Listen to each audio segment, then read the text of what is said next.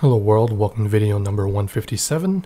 Today we are taking a look at the NZXT Source 530 full tower case. The model number is CA-SO530-M1. It has 3 5¼ bays and 6 3.5 and 2.5 quarter internal bays and 1 2.5 on the back side of the motherboard plate, and you can install up to 2 140mm fans at the top or 3 120s at the top, 1 rear 140 or 120 in the back, bottom 2 120s, and two 140s or 2 120s in the front, and of course a single 120 or 140 to be installed in the interior case of it. So it can hold up to a maximum cooler for the CPU of 183mm, VGA card or graphics card up to 282mm with cage and all of that, or 310 with just cage, or up to 444mm without the cage for that 120/140mm fan. And the dimensions for the whole thing is 235mm by 507mm by 510.5mm.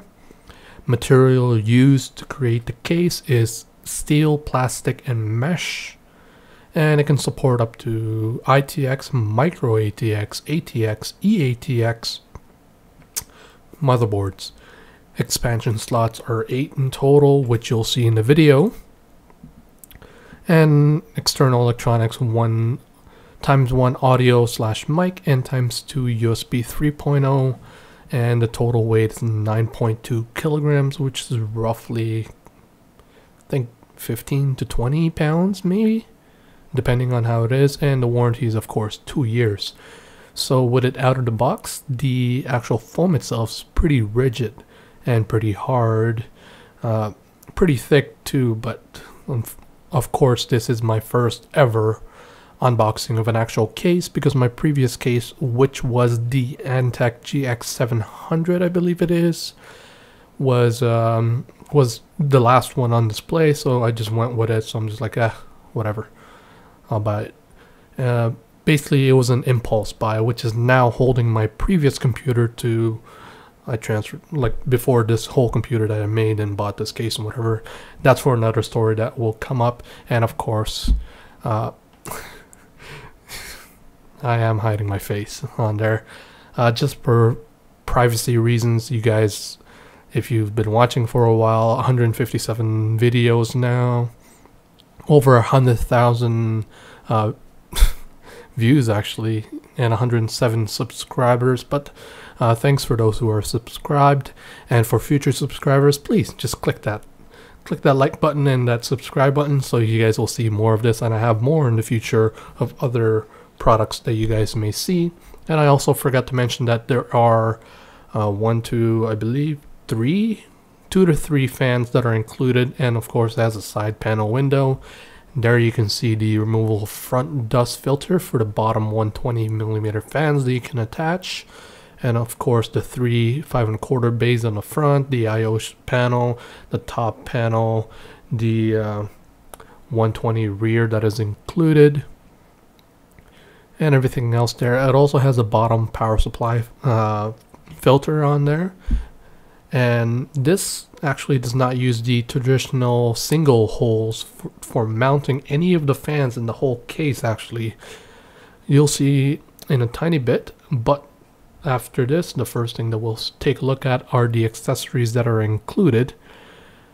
Yeah, going from there, trying to take it out now, but we will get it out in a second here.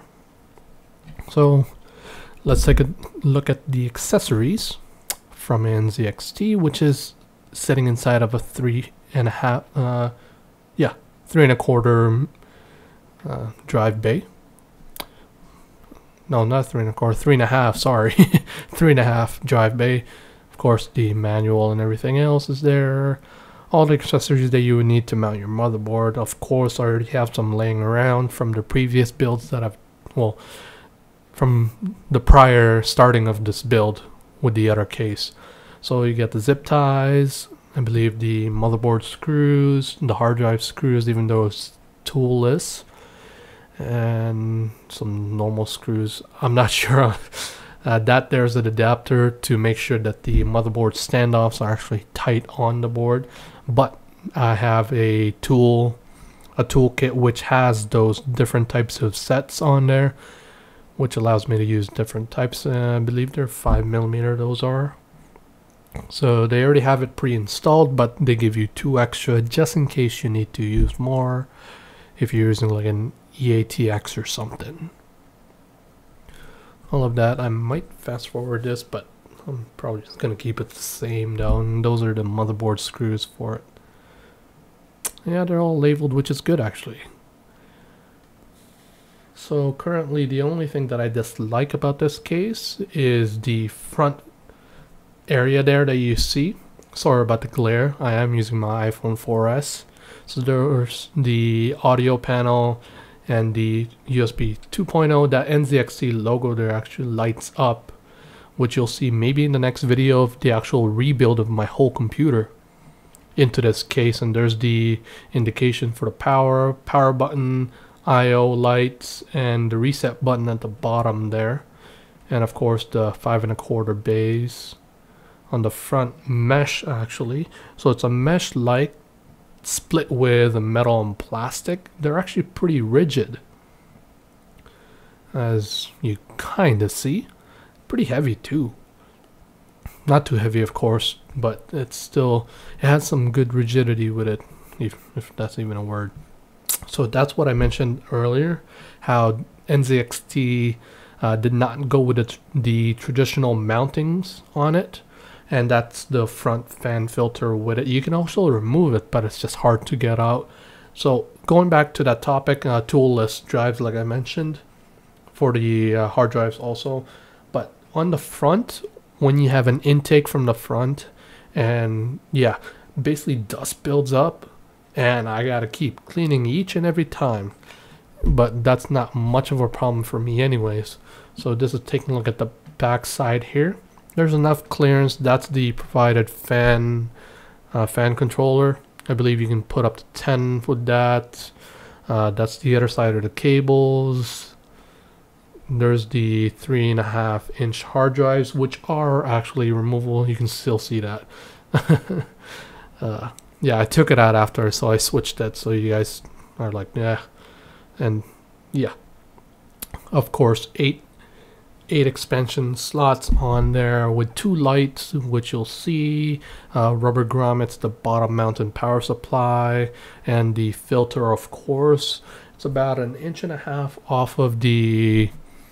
off of my stand here for the clearance, so there's enough air to feed through that power supply, which I still actually haven't changed over to a new one. I'm still using the Thermaltake TR2 600 watt, which is good enough for the current setup that I have with 4 hard drives, that R726DX, plus that water cooling kit, and also, well, not the kit, the closed loop Corsair H55 Hydro series. And that's the lights there. You have the IO lights and the motherboard connectors. So yeah, it's a pretty good case so far. I'm not disappointed with it at all, apart from that dust filter problem there, and that's the internal fan mounting. You can remove that if you want. And those are the cables there. You have your usual power reset and on and off, the USB 3 header, and we leave the audio and the, yeah, many different things just all connected in that little bag there. So overall I paid around 160. I can't remember, it's been past a month now. That's the extension. I actually couldn't get it off when I was installing everything back into there, but whatever, at least it's there for me. That's the actual front IO light controller, USB 3 header. that fan header I'm actually only using for 2 because all of my fans, when I first set this up, was running at the full RPM, like at the highest RPMs that they were rated for, and I was getting annoyed. So I just took them off, put them as, connected them back onto my motherboard, and yeah, now they're running perfectly for me. So hopefully this video helped you guys. And like always, everything is in the description if you guys want to buy this or check out any of the other products or future videos maybe that I might post or link to this one. And I'll see you guys later. Thank you for watching this video, and don't forget to check out my Facebook, Instagram, and Twitter links that are in the description below for more information about new items which may be featured in future videos.